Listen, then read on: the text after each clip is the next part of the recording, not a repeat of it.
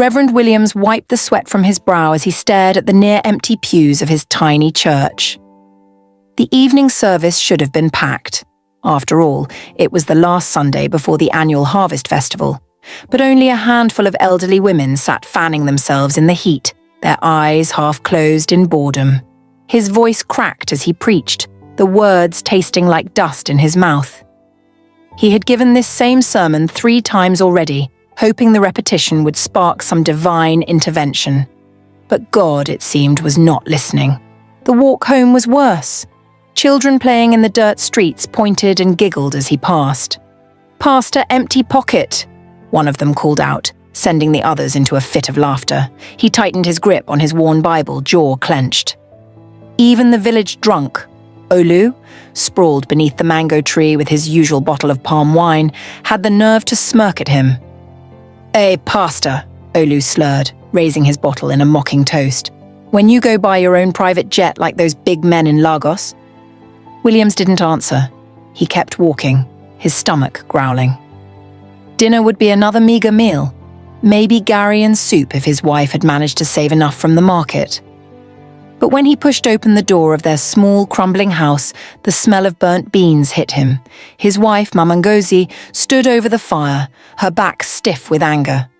"You're late," she snapped without turning around. "I was praying," he muttered, though the lie tasted bitter. She scoffed. "Praying for what? More empty benches? More promises from a God who doesn't listen?" Her voice was sharp, laced with years of disappointment. "Look at Pastor Kingsley in the next town. His church is so full people stand outside just to hear him. And what do we have? Nothing." Williams sank into a chair, rubbing his temples. He had heard this rant too many times. "God's time is the best," he mumbled, the same weak response he always gave. Mama Ngozi slammed the wooden spoon down. "God's time? After 5 years of this suffering? Even the village herbalist has more respect than you." That stung. The worst part was she wasn't wrong.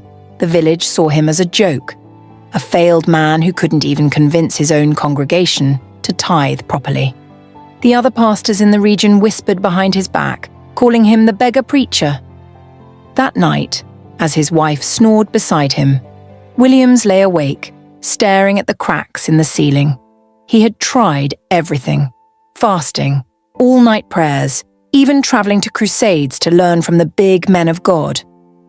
But nothing changed. He was stuck in this cycle of shame, and he couldn't take it anymore. Then he remembered the old stories, the ones the elders told in hushed tones, warning of the spirits that lurked in the sacred river at the edge of the village. They spoke of Mami Wata, the beautiful, deadly mermaid who granted power beyond imagination. For a price. William sat up. It was madness, of course. He was a man of God. But then again, what had God done for him lately? The next morning, he sought out Olu. The drunkard was the only one who might know more. Olu squinted up at him, surprised. "Pastor Empty Pocket, come to scold me for drinking again?" William swallowed his pride. "I need to know about the river spirit." Olu's smirk vanished. He glanced around, then leaned in, his breath reeking of alcohol. "Why are you asking about that one, eh? You think your prayers no day work, so you want to try something else?" Williams didn't answer. Olu sighed. "Fine. But you no-go like what you hear." He lowered his voice. "Mami Wata gives power, riches, healing, anything you want. But she always collects. Always." "How?" Olu's eyes darkened. "Blood, souls. The more she gives, the more she takes. Many have tried. All of them. Gone."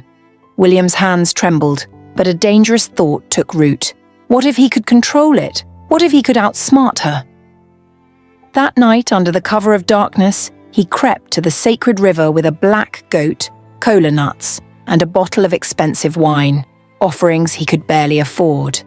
His heart pounded as he stood at the water's edge, the moonlight reflecting off the rippling surface. He hesitated. This was blasphemy, madness.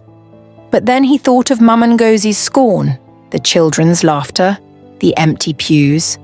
He slit the goat's throat. The blood dripped into the water. Then he spoke the words Olu had whispered to him, words that tasted like sin. At first, nothing happened. Then the water stirred.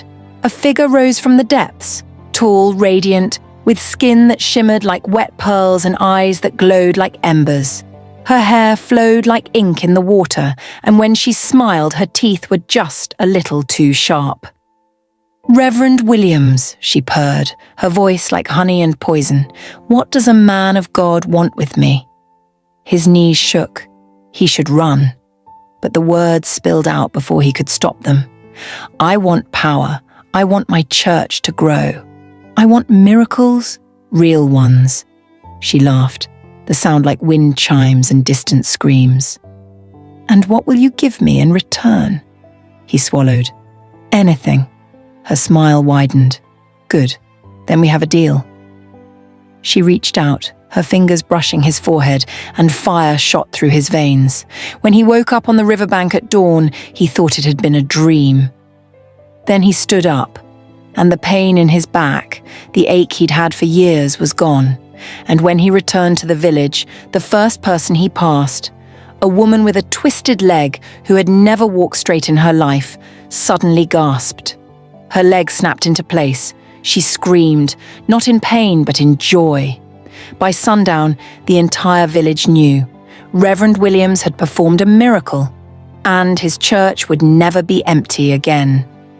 But as the crowd cheered his name, Reverend Williams felt something cold slither around his wrist, an invisible bracelet, tightening like a promise. The mermaid's voice whispered in his ear, though no one else could hear it. "1 year, Pastor. And then I will collect." Desperation can make even the holiest men dance with demons. But tell me, if you were in his shoes, would you have taken the deal? Or would you have kept waiting on a God who seemed silent? Reverend Williams' hands shook as he counted the offering basket for the 3rd time. The coins and crumpled Naira notes overflowed, spilling onto the wooden table in his newly built office. Just 6 months ago, he couldn't scrape together enough to buy a proper meal. Now his church, once a crumbling shed, stood as a gleaming white auditorium with electric fans whirring above packed pews. The air smelled of fresh paint and hope. Outside, the line for his weekly miracle service stretched down the dirt road, women balancing babies on their hips, men leaning on canes, all waiting for their turn to be healed by the prophet who speaks with heaven's voice. He should have been overjoyed. Instead, cold sweat dripped down his back as he stared at the calendar. The red circle around today's date seemed to bleed through the paper. 1 year. Exactly 1 year since he'd stood at the riverbank and made his bargain. A knock at the door made him jump. Deacon Adesina poked his head in, grinning. "Prophet, they're ready for you. The whole village is here. Even people from Owerri came. They say a blind man just got his sight back in the parking lot." Williams forced a smile. "Praise God. I'll be right there." When the door closed, he gripped the edge of the table until his knuckles turned white. The mermaid hadn't contacted him since that night. Maybe she'd forgotten. Maybe the legends were exaggerated. Maybe. A drop of water landed on his wrist. He frowned, looked up. The ceiling was dry. Another drop, then another. A small puddle formed on the table, though nothing dripped from above. The water swirled, darkened, until he saw her face reflected in it. Those glowing eyes, that razor smile. "You owe me, little pastor." The voice came from inside his skull. He gasped, stumbling back, knocking over the offering basket. Coins clattered across the floor like running footsteps. "Tonight, by the river. Bring me what's mine." Then the water vanished, leaving only damp wood and the metallic scent of the riverbed. The miracle service was the most powerful yet. A woman barren for 15 years collapsed screaming when Williams touched her belly, her swollen stomach visible before the congregation's stunned eyes. A madman who'd been chained to a tree for years suddenly spoke in perfect English, praising God. The crowd went wild, throwing money, clothes, even jewelry onto the altar in their frenzy. But Williams barely registered any of it. His hands moved automatically, his mouth spoke blessings, while his mind raced. What would she take? The legends were clear. Mami Wata always demanded a life. But whose? That evening, he sat in his new Mercedes, a gift from a wealthy member, staring at the prison gates. The warden, a church member, had agreed to let him minister to a condemned criminal, a murderer named Amika, scheduled for execution next week. No family, no one to miss him. "Perfect," Williams whispered, gripping the steering wheel. The river was eerily still when he arrived with Emeka, the prisoner's hands bound, mouth gagged. The man's eyes bulged with terror as Williams forced him to his knees at the water's edge. "This is for the greater good," Williams stammered, avoiding Emeka's pleading stare. "Your sins were already going to kill you. Now your death will mean something." He pulled out the ritual knife, the same one he'd used on the goat a year ago. His hands shook so badly he nearly dropped it. "Spirit of the water," he called, voice cracking. "I bring you this offering as—" A wave erupted from the calm river, slamming into them. Emeka screamed against his gag as the water wrapped around him like liquid hands and yanked him under. Silence. Then laughter, high, musical and utterly inhuman, echoed across the water. The mermaid surfaced, but she wasn't beautiful anymore. Her skin had taken on a greenish hue, her hair floated like seaweed, and her teeth. God, her teeth were needle-thin and endless. Emeka's lifeless body floated beside her, his face frozen in a scream. "You think to trick me," she hissed. "This one was already dead in his soul. I want fresh meat." She lunged forward, her webbed fingers brushing William's cheek. He fell back, gasping at the slimy, cold touch. "Bring me someone pure, someone you love, or next time, I'll take you instead." Then she was gone, leaving only Amika's corpse bobbing in the moonlight. For weeks, Williams barely slept. He jumped at every splash of rain, every glass of water left too full. The church kept growing. His latest service was broadcast on national television, but the mermaid's words haunted him. Someone you love. He had no siblings. His parents were long dead. That left only Mama Ngozi.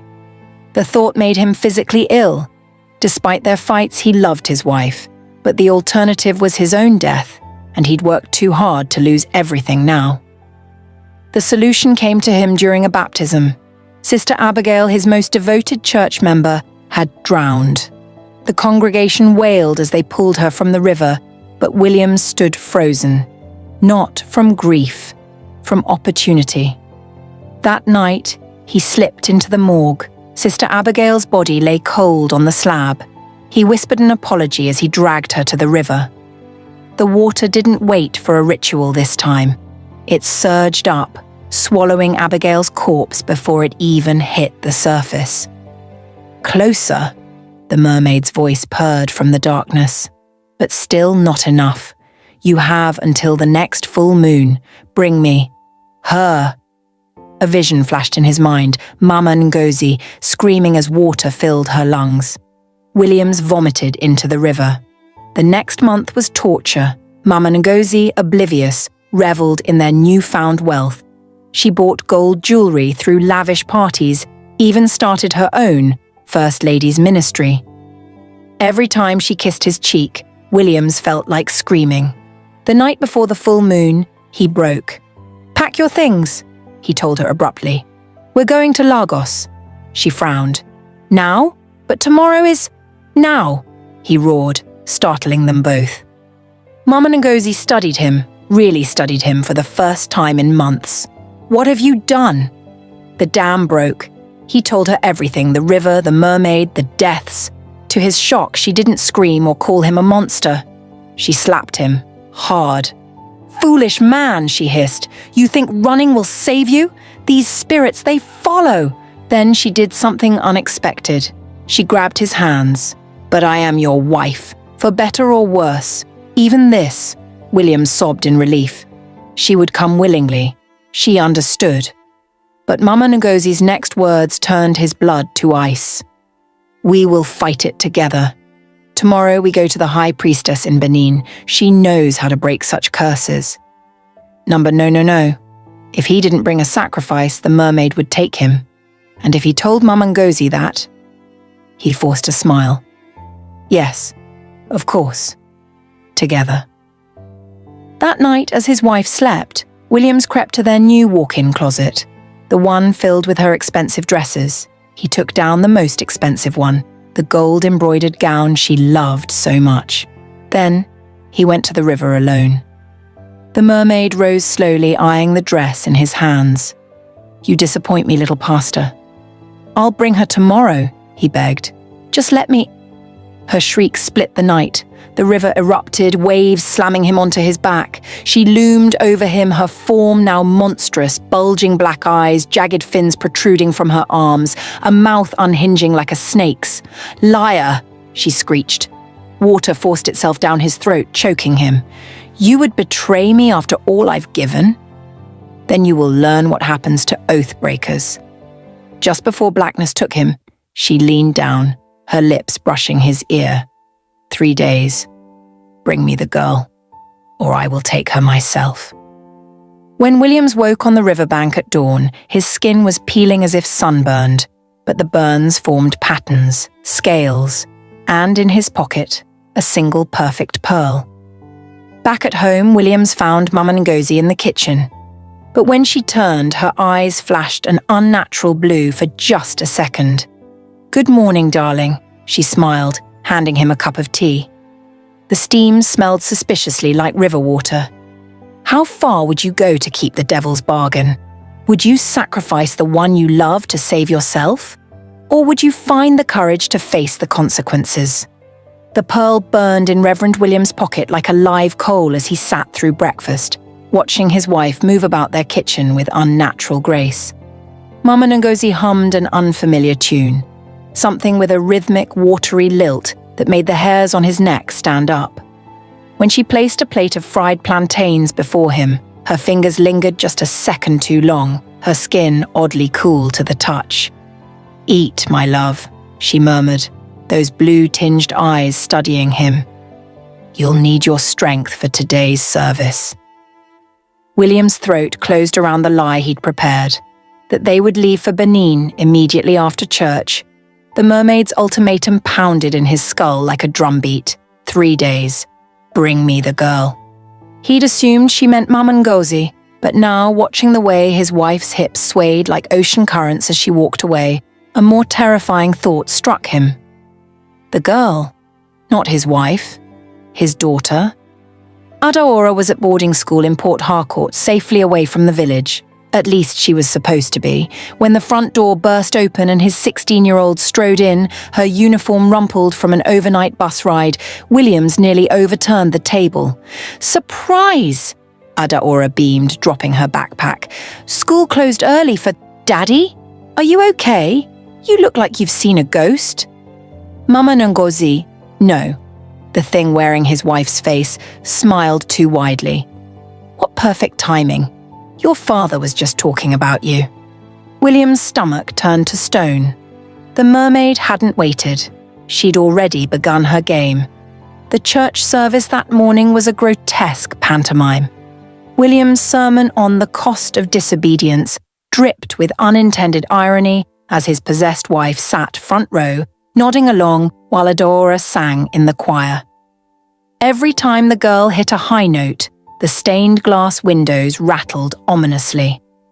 After the final prayer, Deacon Adesina rushed to the pulpit, whispering urgently, "Prophet the stream!" It's happening again. Outside, a crowd had gathered where the baptismal stream flowed behind the church. The usually ankle-deep water now swirled waist-high, forming unnatural whirlpools. A toddler had fallen in, and instead of drowning, she walked on the surface, giggling as the water held her up like invisible hands. "Miracle!" someone shrieked. The mob surged forward, phones recording as others tested the waters, finding they too could walk on it. Williams knew better. This was no miracle. It was a display, a taunt. The mermaid was showing him what she could do. That night, Williams knelt beside Adaora's childhood bed, watching her sleep. He hadn't done this since she was small, when nightmares of witches sent her scrambling into his arms. Now the real monster stood in the doorway behind him. "You look like a man planning to stab his own daughter in her sleep," Mama Ngozi's voice observed, but the cadence was all wrong, the vowels stretching like tide pools. Williams didn't turn around. There has to be another way. Cold fingers trailed down his neck. There isn't. You made a bargain. The child is young, pure, perfect. A wet chuckle. Or would you prefer I take the entire village tonight, starting with your precious deacons? Adaora stirred in her sleep, murmuring. A thin trickle of water leaked from one nostril. Williams shot to his feet. "Stop it!" The mermaid cocked her head. "Tick-tock, Pastor. 2 days left." She glided backward, her feet not quite touching the floor. "Oh, and Williams, if you try to run..." "Remember," she snapped her fingers. In Adaora's sleeping mouth, water began pooling, rising, threatening to spill over. Williams lunged to tilt his daughter's head sideways, the liquid spilling harmlessly onto the pillow. When he looked up, the thing wearing his wife's skin was gone. Dawn found Williams in Olu's filthy shack, shaking the drunkard awake. "How do I kill it?" Olu blinked blearily. "Eh? Kill what?" "The mermaid. There must be a way." For the first time in years, Olu looked completely sober. He crossed himself. "You don't kill Mami Wata. She kills you." Williams slammed a wad of cash on the crate beside Olu's mattress. "Every legend has a weakness." Olu stared at the money, then sighed. "There's one story. The old priestess in Badagry once trapped a water spirit using its true name." "Names have power," Williams murmured, remembering his theology studies. Olu nodded. "But to learn it, you must go where her power is strongest, the river's heart, and survive the truth." He gripped William's wrist. "If you fail, she won't just kill you. She'll make you part of her forever." Williams left with 2 things. A vial of powder Olu swore would hold back the water for a few precious minutes, and a growing certainty that he was marching to his doom. The river looked different at midnight, the water black as oil, the reeds standing unnaturally still. Williams waded in, the cold knocking the breath from his lungs. When the water reached his chest, he uncorked Olu's vial and swallowed the bitter powder. Instantly, the river parted. A slimy staircase appeared, leading down into impossible depths. Williams descended, his ears popping with pressure. The walls pulsed like living tissue, embedded with screaming faces, past victims he realized with horror, their mouths moving in silent pleas. At the bottom sprawled an underwater cavern, its ceiling held up by twisted pillars of coral and bone. And there, on a throne of shipwrecks and wedding rings, lounged the mermaid in her true form, 7 feet tall, her lower half a monstrous fusion of eel and crab limbs, her hair teeming with glowing parasites. "I wondered when you'd visit properly," she crooned, voice now a chorus of drowning screams. William's knees buckled, but he forced the words out. "I know your game. You want Adaora because her innocence would make you stronger." The mermaid slithered closer. "Clever little liar. But names hold more power than purity. Say mine, and you might survive this." Her true name hovered at the edges of his mind, whispered by the trapped souls in the walls. Williams opened his mouth and hesitated, because the name wasn't some ancient, unpronounceable word. It was mercy. The mermaid froze. Williams understood instantly. That's it, isn't it? You were human once. Someone prayed for mercy, and you became this. Her shriek shattered the water. The cavern trembled as she lunged, claws outstretched. Williams shouted it, "Mercy!" The effect was instantaneous. The mermaid recoiled as if struck, her form flickering between monster and the beautiful woman he'd first met. The cavern walls bled, the trapped faces wailing. "You don't deserve to speak that name," she howled, but Williams pressed on. "Mercy, I release you from our bargain. I revoke my offerings. Take back your gifts." Her tail smashed him into a pillar. Bones cracked. "It doesn't work that way." Black spots danced in William's vision as he slid to the floor. The mermaid loomed over him, her human face finally breaking through. For a split second, she looked sad. "You should have just brought the girl," she whispered. Then the water rushed in to claim him. Williams woke on the riverbank at dawn, vomiting brackish water. His skin was peeling in great sheets, revealing raw, scaled flesh beneath. The church stood silhouetted against the rising sun, but something was wrong. It was crumbling. No, not crumbling. Unbuilding itself. Bricks flew backward into piles, nails spat themselves out of wood, the entire structure reversing its construction at terrifying speed. Just like his miracles were unraveling. William stumbled toward the village, but the horror only grew. The barren woman he'd healed clutched her suddenly flat stomach, screaming. The madman was back in his chains, frothing at the mouth. And lining the road were the corpses of those who died when their cures reversed. Sister Abigail, Deacon Adesina, all of them staring with waterlogged eyes. The final blow came at his home, or what was left of it. The mansion had reverted to their old mud hut, the Mercedes to a rusty bicycle, and standing in the doorway, "Adaora," Williams croaked. His daughter turned. Her eyes were normal, human, but the look she gave him shattered what was left of his soul. "You promised her me," Adaora whispered. "My own father." Behind her, Mama Ngozi's corpse lay bloated on their bed, her mouth sewn shut with fishing line.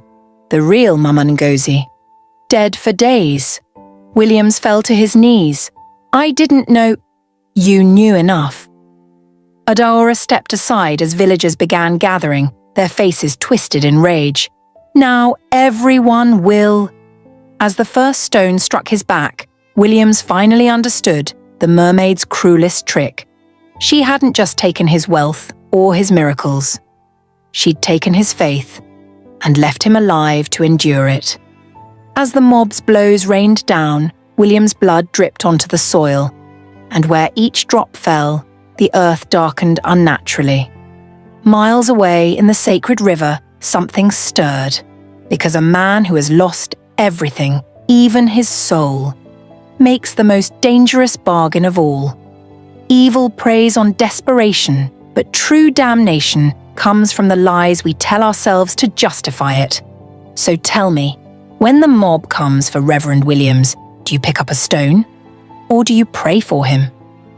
Subscribe for part 2.